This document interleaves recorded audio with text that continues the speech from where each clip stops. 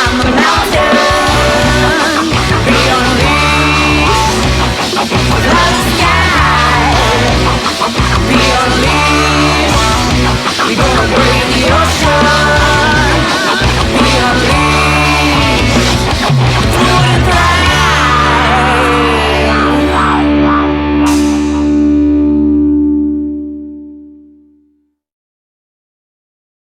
Oh, shit.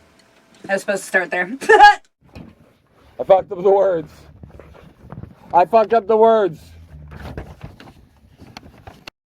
I couldn't remember which change it was. Yep, sorry. That's okay. As they recording the album. Are you choking over there? Try not to. Okay. Permark's gonna die on us. Oh, you're choking too. Everybody's dying in your studio, man.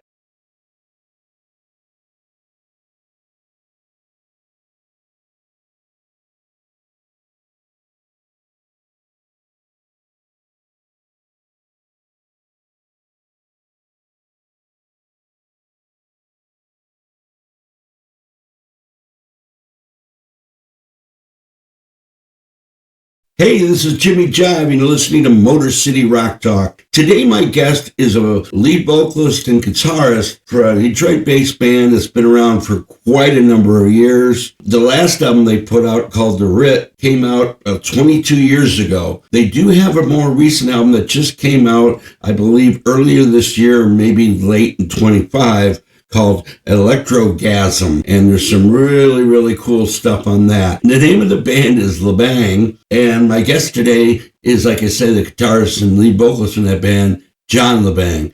John, how you doing, man? Jimmy, thank you so much for having me on my on your show. I really appreciate it. It's great to talk to you today. We're doing fine here in the Motor City. Yeah. Getting ready to put out some great rock and roll real soon. Just to give you a little, since you brought up Electrogasm, I just thought I like kind of set things up. We release stuff digitally in March. Right. But we have a vinyl being pressed out at Third Man Pressing. Yeah, I saw that. That's cool. That's coming out May 8th this year. You'll be able to catch us at some record stores doing a little tour there from store to, we don't have the stores named yet. We're working on a little store tour where you can meet people that were on the album and get autographs. You can get the vinyl right in your hand that day and go home and jam it out. That sounds good. Well, anyway, let's start out with a little bit of background. Tell me a little bit about where you're from originally, and maybe some of the groups or artists that influenced you growing up to start the kind of music a band that eventually put out. Well, I have to say, growing up, I listened to my mom's record, and it would be like Jimi Hendrix and the Beatles, yeah. And that's kind of where I started my rock and roll journey, but it wasn't until AC/DC came along, and that's when I was like in 6th grade or whatever. They came out with You Shook Me All Night Long, Back in Black, and that whole Back in Black album, and that just shook me into a rock and roll heaven, and from there I wanted to be a rock and roller the whole time.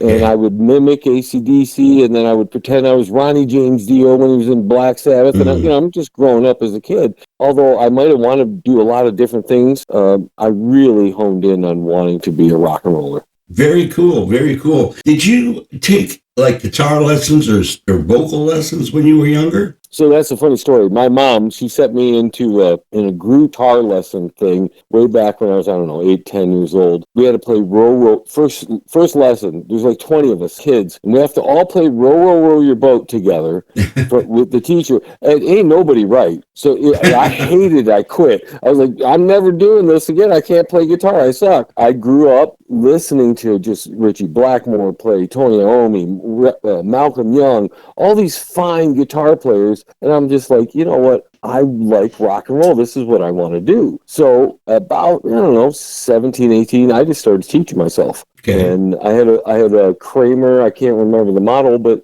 bright yellow, fluorescent yellow, it was ugly ass guitar. And that's how I learned. I just started playing songs, writing my own songs. I've been writing since I was 17. I can't say I was as good as I am today, but you got to start somewhere. Sure, absolutely. And then as things progressed, there's a band called Felony. Jeff Hoagland, you might know him, the guitar player in the area. He was putting together a band, brought in me as a rhythm guitar player, and then he looked at me and was like, "Can you sing?" And I'm like, I don't know, let's try. Right. And I started doing it. We were a glam band. We had the whole makeup thing, and I had to get the white bleach hair and the tie dye and the spandex and all that. And that's where I started. And I did that for a year or two. And then that faded off. And I was like, I keep wanting to do this. And I'm like hearing bands like Halloween and Seduce and Bittersweet Alley and all these great DC Drive, right? Rest in peace, Brian Pastoria. I'm hearing all these bands and I'm like, I want to do my album because they all had their own songs that were being played. Yeah. So I learned how to do an album, and I went down to Rob Tylak, RT Audio, way back in the day to record my first album, which was LeBang Gang Sneaking Peeks. It was really just myself and a friend of mine, John Beckley, on guitar, and we did the first album then, and it just progressed from there. Who played the drums? Or that would have been before drum machines, wasn't it? Yeah, well, we used drum machines on the first one because we didn't know any better. Oh, okay. Right? It was done really well. We had great reviews, and we got played on WHFR and some other college radio stations. But, when you compare it to where I'm at today with the writing and everything, I wouldn't even play one of these songs live. Well, you got to start somewhere, you develop from there. That's normal. That's natural. Albums did you put out back then? Yeah, we had Sneaking Peeks in 91. Yeah. We had Things That You Dread, which had John Beckley back at guitar, Jim Farah on bass, Lonnie Spillane. He came from Gone in 60 Seconds. I don't know if you heard of him. Yep. Great guitar or drummer. He went in guitar and started playing in a band called Brickface. So we had that album, LeBang 2, Things That You Dread. It came out in 93. That did okay. It's kind of sputtered a little bit. I got hooked up with Brian Spencer and Nick Honeycutt, and we cut an album called The Future Is Bliss, which it was experimental as hell. And we were just doing these wacky, it was like Primus on drugs. It was just odd, it was just weird stuff. And we did the college little thing, right? We would play college parties, and we did a second album that probably more like an EP that never got put out. That has 4 tracks. Maybe one day I'll be lucky enough to release that. But from there, I went solo to where it's Jay LeBang, and I did an album called Save the Roaches, and that was my first really attempt of bringing in my friends play parts on the album. Right. Okay. And that did really well in the pot scene, I'll tell you that. In the pot scene? Bash and all those people back then. Before this was all legal, right. I had the album called Save the Roach, and Jamrag was talking about us and, a couple other people. So after that, I had an opportunity to go to Seattle. We'd sold like 10,000 copies of the CD. And this was just people smoking pot and stuff, this by hand. And I'm like, okay, I can be a rock star. It was the Seattle thing. We had a little bit of that alternative thing going. And it was really me as a solo artist because all my buddies filled in. So I went out there, was really trying to work the sub pop angle. And then I got my hand crushed at the job I was working at. Put me out of commission for several years. And that's where we I moved back home and then to recuperate and all that. And then I put out the album The Writ in 2004. And I did everything myself. Kind of, be honestly, it was a little selfishly I did everything myself, but I just wanted it done my way. Sure. And it suffered for it. Although the songs were good, they weren't spectacular. And I always had high aspirations for myself. So life happened. I started getting into radio and doing other things. I started playing all these bands on my show, Banger Music Hour, and I started longing for the days of being the rock and roller again. So after 22 years, I called up a bunch of people I know. And by now, because of my radio gig, I'd talked to so many people. I mean, I even interviewed Doug Aldrich and Glenn Hughes at one point in person. It was, I had a pretty good network, and I had a lot of goodwill between everybody. So I called in favors. And like on this album, we've got, not only do we have Detroit powerhouse Tasha Owens just belting it out on this album, but we also have an up-and-comer in Lexi Blue. We've got Takashi Ao on bass, who's just playing some of the funkiest funk basses you've ever heard on some of the tracks.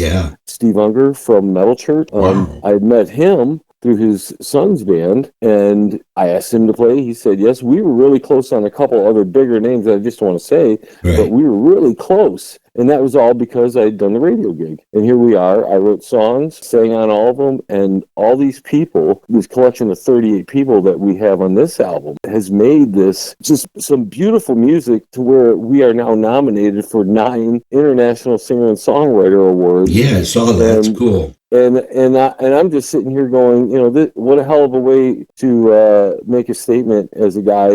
I put out singles throughout the years, but I never, I thought my album days were over, and then I just had a collection of songs because I met the woman of my dreams, and she inspired me to write music. She's like, "You got to do an album. These songs are great," and a lot of them were either about her or inspired by her, and here we are. Now, these albums that you put out in the past, and this one now that just released, in earlier where you said it was coming out on vinyl in May, where did you record these albums? Were they all in different studios? Were they in home studios? Where were they recorded? Okay, the primary recording was done at Lansbury Lane in Farmington. Great guy, Mark Papow. He was the engineer mastermind behind the album.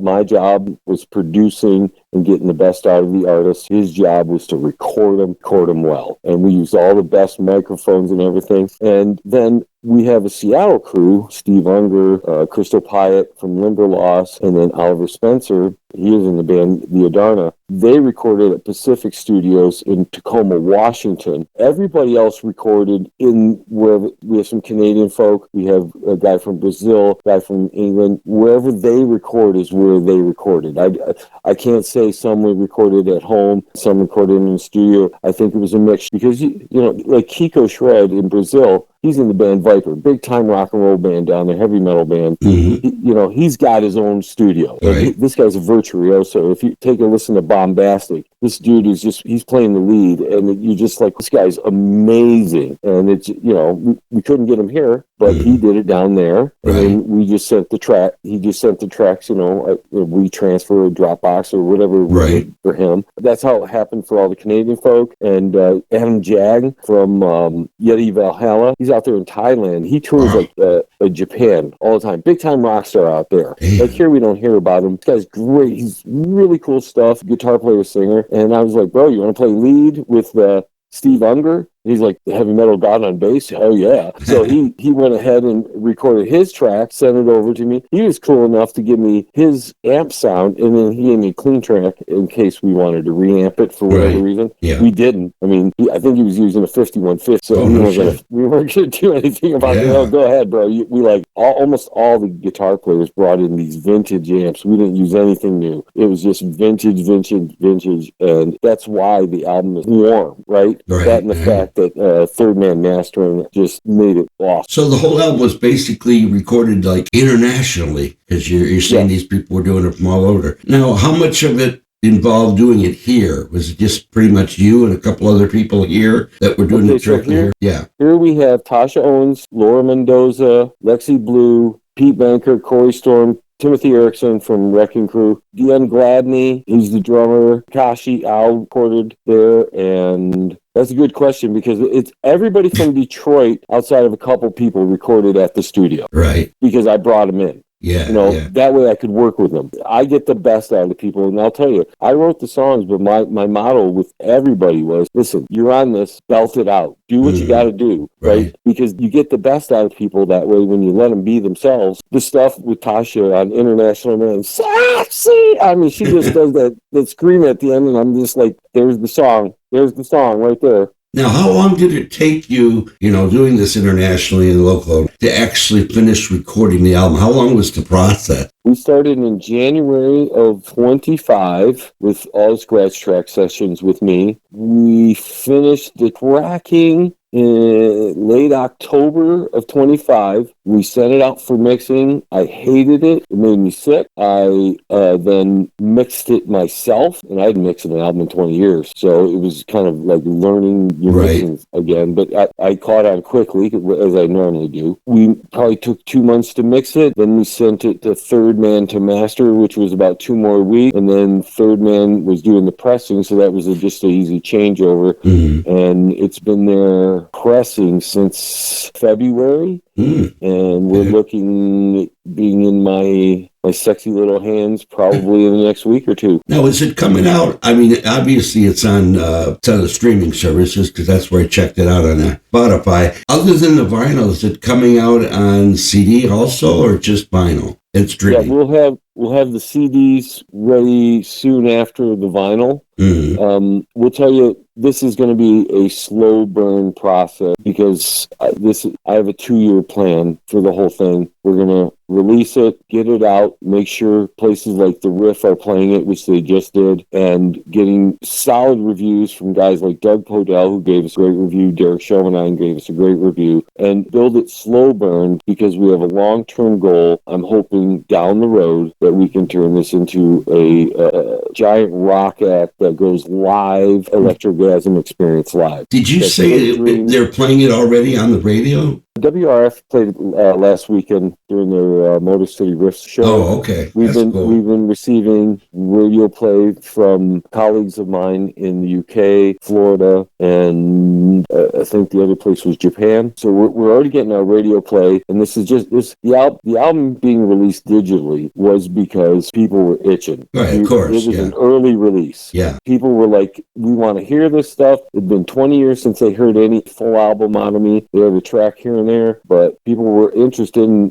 I'm pretty good at getting the word out. Everybody knew who was being part of this along the way. There's people like, wow, we want to hear this. Well, it wasn't supposed to come out till the vinyl. The demand early on was like, dude, come on. So I'm like, all right, fine. It doesn't hurt anything. Yeah. And in fact, it helped us because we made it in time for the ISSA nomination process, and we got 9 nominations out of it. Wow. And they're based out of Nashville, and it's a pretty prestigious independent music awards association. So now, as far as the album and the slow burn, being that it was recorded majorly international with these different artists, what is your goal as far as you mentioned going out and playing it out live? As far as the musicians in the band, have you got an actual set band that you would have ready to do that or get ready to do that? We are be the most politically correct about this. We are in discussions with the group that I want to bring on the road. It is scheduling because I deal with not bar level musicians. It's a little more difficult, and there's a payday that these people are deserved to do a show. So this is going to be realistically is going to happen is International Man. We'll get the music video out in a couple of weeks, maybe a month. We'll push it through the summer. I have a wedding that I'm having with my beautiful woman in August. Once August is done, and that's going to kind of take precedence after this initial release. We'll give it time to build, and then we've got the best song still waiting for the world to hear. If you got the album or if you listen to it on Spotify, sure, you've heard it. But as a music video and a single, that's still yet to be thrown out to the world. So that will come out. And then that's when you'll have a better understanding of who will be doing what at what show. The general idea is we'll have a backing band with guest artists every different show, rotate it. So everybody can come and play their track and do their songs. But and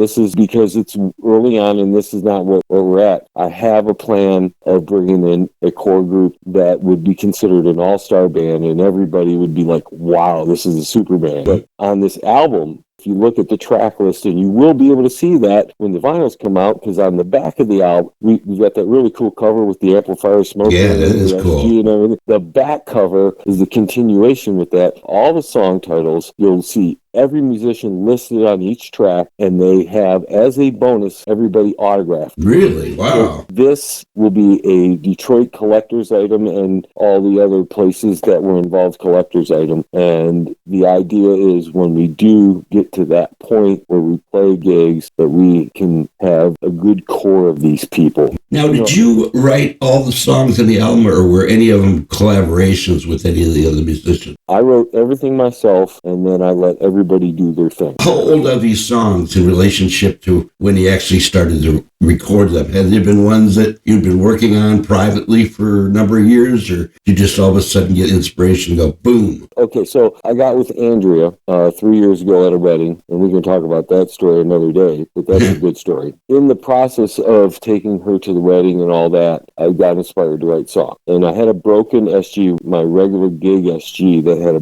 headstock that was broken. So if that's not fixed, I can't write. Right. It's just the thing, right? And so I had a really good tech here, Will, in Detroit. He fixed the headstock great, and that's where I wrote International Man. Okay. I mean, it was immediate. I had tension built up. So International Man came first, then I wrote Be Unleashed second, and then it kind of went into that with King of the Family third. It was a 5-span with me bringing in 3 older tracks that I redid the lyrics and redid the ideas of songs. Okay. So there were 3 old ideas that I brought in that were, and that would be Baby I Missed You. That's the final track on the album. Mm-hmm. That is my song stating that I missed being in music, Sure. and I missed the places that I lived because my core Seattle people that recorded on this album played on that song. I have a good core people from Detroit, and my family comes from Montreal. And Land Robitaille from the band Unveil played guitar on there. So that one is, not only was it based in I missed music, but it was based in my places where I had heritage in. Right. So, double entendre meeting. Breaker was more of a grunge style thing that I kind of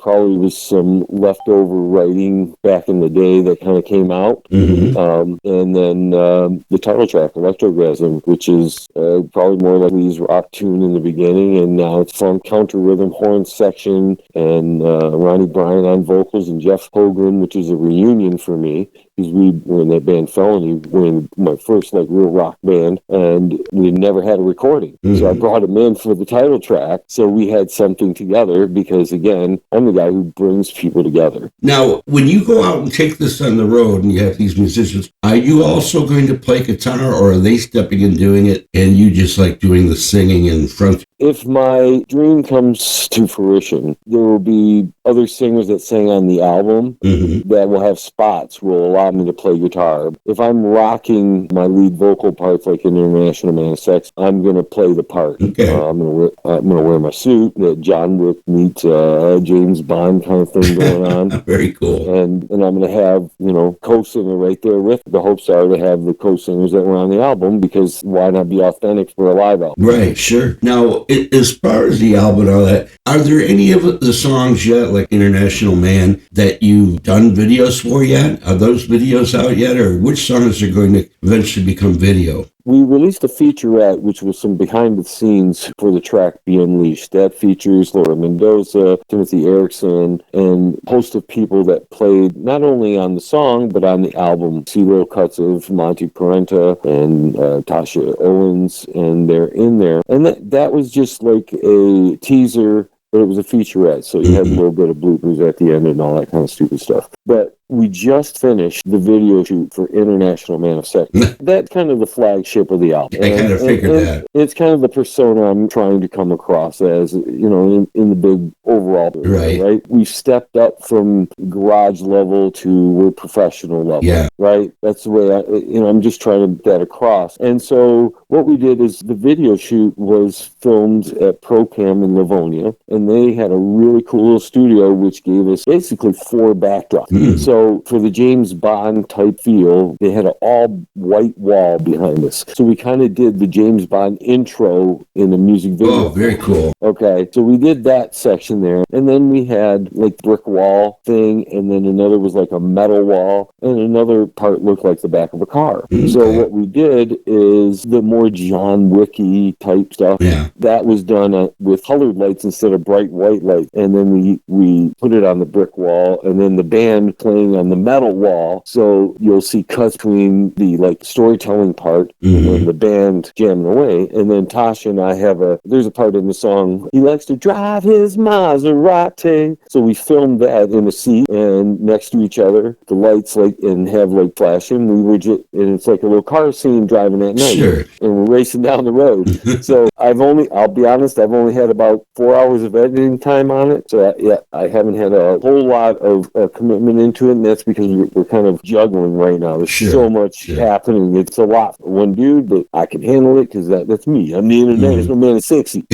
So But that right now, that's where we're at. I'm hoping to have the vinyl out and then the video out pretty simultaneously. But you know, that again, we're going to do it as I tell my woman all the time. It is happening the way it's supposed to happen, right? And we're just letting this thing ride. And right now, it's building like a giant wave. That's awesome. Now, are there any other songs from the album that you plan on making videos of, or is that too far ahead? Well, so, you know, I'm a big fan of this album. I love every track. It is definitely my best stuff I've ever put together. So when I had to have the team kind of help me pick singles out because I was having trouble. I knew International Man was what we're leading off with. You have to lead with Tasha. She's really locally the star of the album, right? So you lead with her, and the song's great. It's thumping, and it's got the horn section. And I didn't even talk about those sessions. That was the coolest thing, watching a 4-piece wind section playing my songs while I'm watching it. Yeah, that's unusual. So many bands would have just used keyboard horns. You actually used actual horn players. Yes, my friend, who's one of the groomsmen of my wedding, Brian Harris, he owns the Brian Harris Conservatory in Plymouth. He hooked me up with Nathan Glitman and the team. Nathan plays sax, Randolph Arrigo plays trumpet,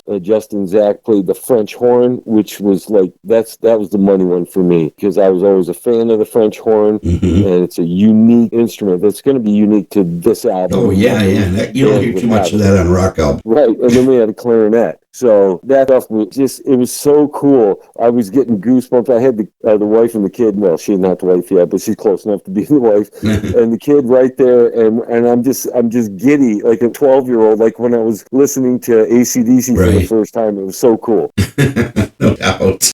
Well, John, I'm going to let you go. I really appreciate you talking to me tonight. Learned a lot. I really think you're on the right page. You've got all your dots and you crossed your T's and all that. And you got definitely an award-winning mix of musicians that are on it. And the songs are really, really good. They're catchy. They're modern, yet, still a little bit nostalgic. I like all that. I like the James Bond kind of idea you have with the International Man of Sexy. I can't wait to see that video, because the way he described it, it sounds like it's really cool. And mention to me one last time, when is the actual vinyl release date? Yeah, the vinyl will be released May 8th. You'll be able to get it on the website www.jlebang.com, and record stores throughout the metro area will be bleeding it out to the rest of the world as we can. Very cool. I feel like we're going to be, it's going to be tight right at the beginning. It sounds like you know what you're doing. Put, like I said, a lot of work into this. Really shows. Very good sounding album. I've listened to it a couple times, and I'm a really big vinyl guy, so I'm going to want to get it at vinyl, because vinyl to me is the real thing. We'll put you on the VIP list for the record release show once we get that all settled in. How's that sound? That sounds awesome, man. I really appreciate it. If there's anything you need, you give me a call. You need some positive energy, give me a holler. Yeah, you got a lot of positive energy, man. Remember, brother, just stay sexy and be unleashed. Well, that's a good way to end it. All right, John. Again, thank you so much for talking to me today, and much success for you in this project. I really look forward to when you get going down the line, whether it be 6, 8 months, whatever, to actually seeing a band or a version of the band or whatever out playing this live. That really, to me, puts the cherry on top as far as the whole thing. That's going to be really exciting to me. Well, thank you so much. Hang in there. We're getting there. It's a slow burn, but you guys are going to really appreciate it in the end. I thank you for having me on. All right, brother. I appreciate that. And you have a good night, man. You too, Jimmy. All right, take care. Bye-bye. Rock on. Well, that was John LeBang from the band LeBang, who was out in the 90s for a while. Like he said, he put out several albums, and then he kind of went away from it and got into radio and had a radio show and all that, and did some production, and then met the woman of his dreams who helped inspire him to get back into the music scene and write new songs that are on this album. The album, of course, is called Electrogasm. The big single off that so far, which, like he said, they're going to be putting a video out for it, is called International Man of Sexy. I really look forward to seeing that, especially since he told me it incorporates the James Bond theme to it. And I also look forward to the record coming out on vinyl, because like I said, I really dig vinyl. And hopefully seeing a version of the band, whatever musicians he can get together for it, out live. Hey, is that old stereo system still giving you problems? Maybe the receiver has a blown channel, the turntable isn't working right? Well, then you should visit my friends at 7 Grand Audio Service. They've been in business for over 40 years. Located at 25642 7 Mile in Redford. The owner Dash and his assistant Harry can fix just about anything. I'm talking receivers, tape deck, turntables, EQs, power amps, and yes, guitar and bass amps. The phone number over there is 313-533-3635. They're open Monday through Friday, 10 to 6. If you have any problems or any issues whatsoever with stereo equipment or electronics of any kind, you need to check them out. Tell them Jimmy sent you. Well, anyway, with that being said, as I like to always say, keep rocking.